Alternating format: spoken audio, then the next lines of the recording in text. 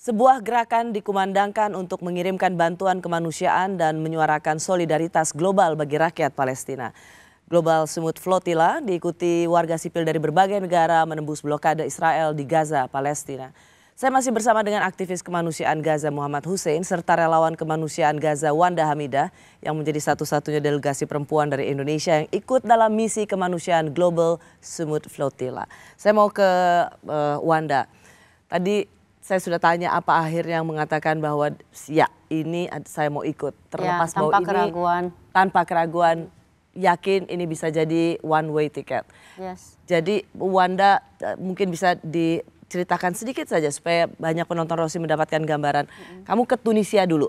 Ke Tunisia, semua delegasi Indonesia 33 orang ke Tunisia. Oke, dan itu dari berbagai negara di Tunisia. Yes. Oke, dari situlah yang kemudian bergabung dengan ratusan aktivis kapal kemanusiaan Flotilla ini. Ya. Oke, dan apa yang terjadi di Tunisia?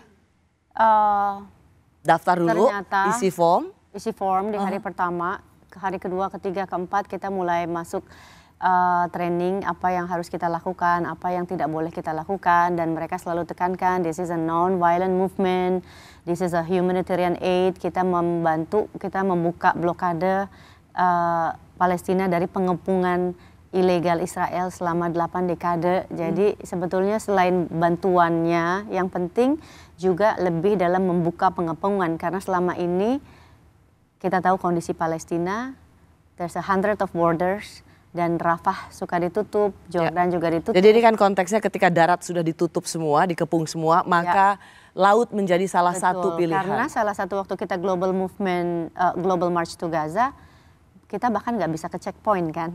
Jadi kami merasa, dunia internasional merasa gagal lewat darat karena begitu kejamnya pemerintah Mesir LCC pada saat ini. Masih LCC. Jadi kita ngerasa nggak bisa lewat darat nih, udah is impossible karena kita udah coba dan kita habis ya. Kalau Rosi lihat waktu Global March to Gaza, turun pesawat mereka disuruh balik lagi. Kalau kami dikepung di hotel kami dan kami diperintah untuk tidak keluar dari Kairo secara langsung oleh polisinya. Kalau kalian berani keluar dari Kairo, kalian akan ditangkap. Gitu. Itu udah depan muka aku, mereka ngomong begitu. Jadi dan ketika di checkpoint ada aktivis yang 1-2 berhasil masuk checkpoint, itu kan bentrokan ya. Dihabisi juga di checkpoint. Dan itu warga negara dunia, warga negara Mesirnya sendiri nggak berani turun karena ancamannya penjara dan pembunuhan dan penculikan oleh pemerintah Mesir, fasis militer Mesir. Waktu di Tunisia ini semua aktivis ada di situ untuk kemudian bisa ikut berlayar dengan membawa bantuan kemanusiaan itu kan? Betul, tapi ya itu idenya membuka blokade pengepungan ilegal Israel. Pernah terpikir nggak nanti kapalnya seperti apa, bentuknya seperti apa, berapa hari akan di sana? Semuanya jauh dari bayangan saya gitu karena aku pikir ya oke lah kondisi kapalnya baik-baik aja, ternyata banyak kondisi kapal yang tidak baik juga. Dan salah satu kondisi kapal yang tidak baik yang aku dapatkan ya kapal Kaiser ini, kapal yang aku naiki dari Tunisia. Kapal yang lumayan cukup tua dan tapi kan nggak ada pilihan lain karena aku menunggu lama di pelabuhan untuk berangkat ke Gaza. Dan gak ada pilihan kamu naik kapal itu atau kamu gak naik sama sekali. Jadi pokoknya ada kapal langsung mau berangkat. Ada kapal langsung berangkat apapun bagaimanapun kondisi kapal tersebut gitu. Dan memang benar ketika berangkat jam 11 malam kondisi kapal memang udah 11 malam? Ya. 11 malam itu diputuskan bisa naik kapal? Iya. Untuk yang memang rencananya mau ke Gaza? Yes. Itu kapal udah miring ke kiri karena selain ada bantuan, ada tas-tas kita, ada bahan bakar di atas kapal kita yang cukup berat dan ketika jam 3 pagi kapal mengalami menabrak karang dan ombak cukup besar,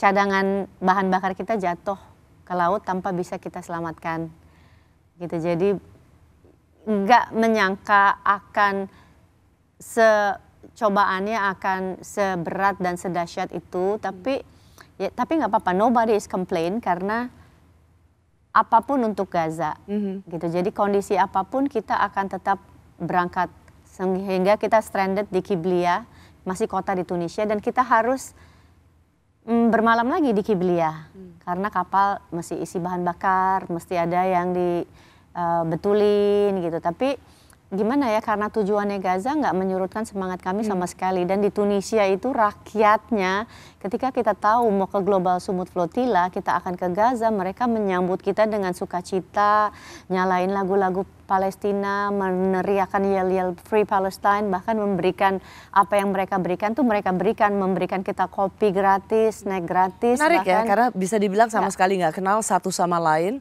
Yang memperkenalkan atau menyatukan itu adalah pertolongan kemanusiaan untuk Gaza. Iya betul. Dan padahal bisa dibilang itu orang-orang yang benar-benar asing satu sama lain. Betul. Dan di kapal Wanda 11 orang laki-laki sendirian, dan yang lain latar belakangnya itu tadi bilang dari Spanyol, Italia. Iya, dari Tunisia, Algeria, dari Maroko, dari Oman, dari Bahrain, dari Turki gitu. Ya aku ada kondisi satu, aku nggak bisa bahasa Arab.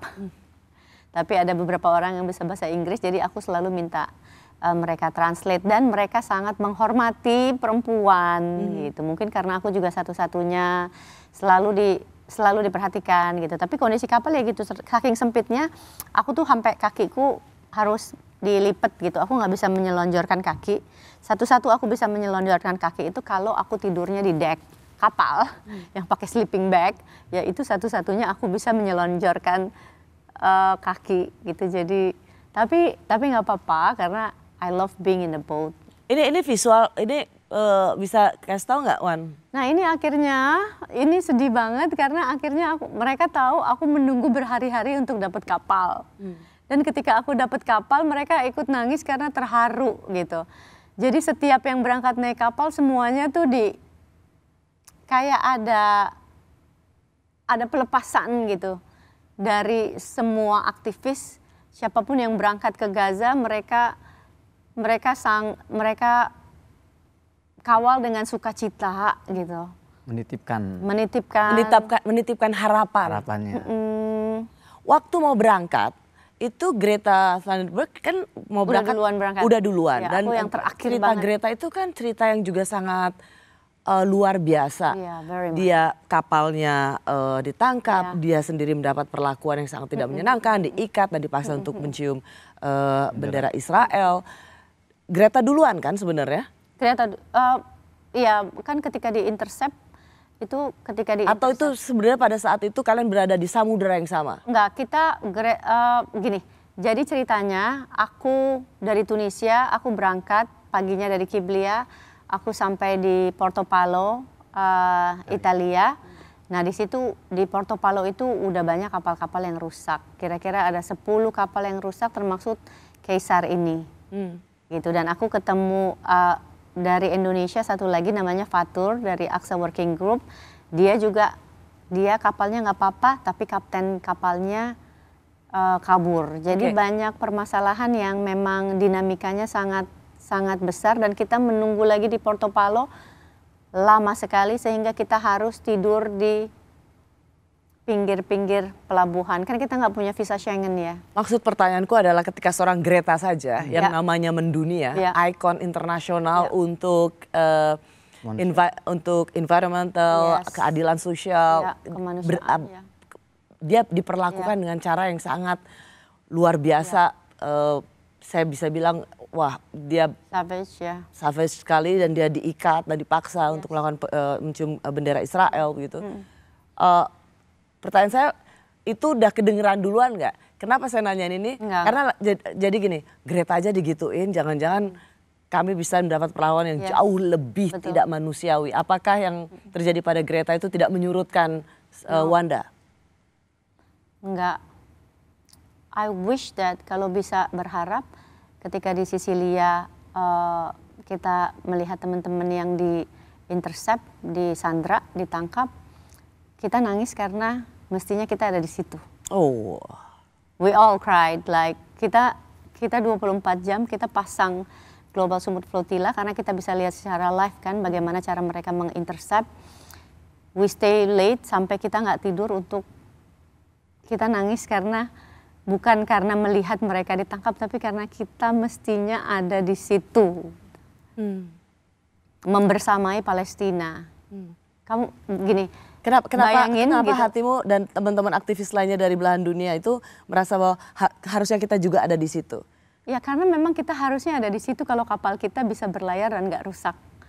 Dan kayak gimana ya, kayak ngerasain bahwa membersamai Palestina kita juga ingin ngerasain setitik penderitaan rakyat Palestina gitu. Jadi kita mau rakyat Palestina merasa you are not alone, and kita masyarakat dunia nih semua melek, and we have our love, our sympathy, our empathy for you, and this is what we do for you gitu. Kita ingin membersamai Palestina untuk mereka nggak merasa sendirian. Makanya ketika dengan seluruh cuaca, bayangin kalau kita ngelihat Greta digituin, bayangin nggak Palestina diapain?